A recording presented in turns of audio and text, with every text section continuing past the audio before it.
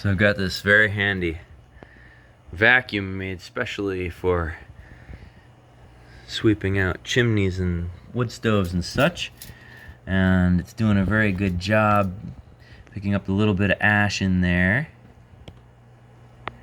that we have to deal with. This is 2 years worth of firing this, and it stayed pretty clean. I'm really quite pleased with that. No creosote, just a little bit of ash from lighting it with a cardboard or whatever. And so that's the inside of our manifold under our barrel there. There's our feed tube. It's got some bricks on it right now from after I rebuilt it. So I'm going to keep vacuuming out the inside of this. We got a little bit of cob up here, but that's all nice and tight. Nothing's really crumbling in there, which is good.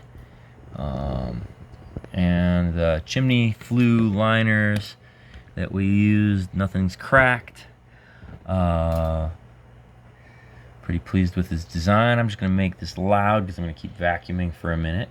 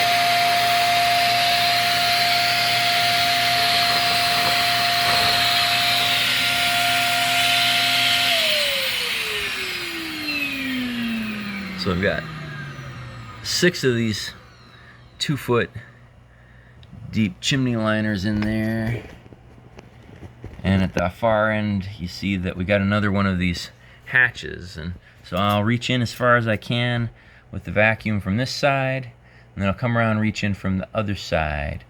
And while I'm at the other side, we'll reach up inside of our black pipe over there and make sure we don't have any ash up in there or anything sticking in there.